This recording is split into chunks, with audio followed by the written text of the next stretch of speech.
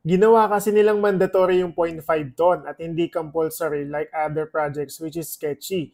Plus, ang baba ng pre-market price nila which is around 0.00007 something ata. Check mo na lang. Alright guys, so pag-usapan natin Rocky Rabbit. So napakadaming nagtatag sa akin nito. Actually, sinasagot ko kayo isa-isa sa messages nyo tsaka sa comments. Pero sige, para to make it clear na lang din para po sa lahat, ano ba yung stand natin when it comes to Rocky Rabbit. Guys, ganito para maging simple na lang yung pag-uusapan natin today. Wala akong nakita magandang projects na namimili kung sino yung magiging eligible sa hindi. So, yun ang una. Pangalawa guys, imagine nyo to kailangan nyo magkaroon ng transactions for you to become eligible dito sa ganitong klaseng project. So, parang, bakit? Tama ba? Parang kung titignan natin, ano ba yung mga pumaldo ngayon? Notcoin, Dogs, kahit pa paano, nagtuloy naman, Pixelverse. So, meaning to say, walang eligibility when it comes to marketing sa mga nag-market na katulad natin.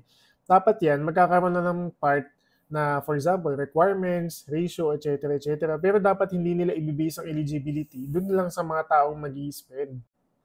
Actually, agree ako dito kay brother. Sabi ko nga, kung mapapansin niyo yung comment ko, hindi ako directly na nagsasabi sa inyo or parang kinokoman ko kayo na wag niyong gawin. Sabi ko nga, discretion nyo pa din, pero hindi ko siya recommended.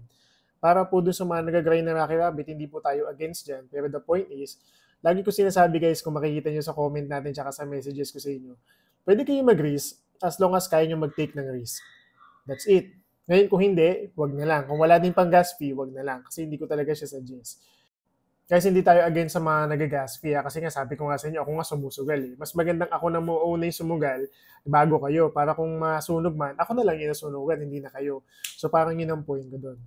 Gagastos tayo ng gas fee para lang pong games yan. Pero yun nga lang, syempre, make it sure na dapat yung ginastosan natin kahit pa paano worth it naman. Di man pumaldo, pero at least naging pera. Guys, baka wala ka pa, ginawa ko na ng link, click mo na lang yung bio natin.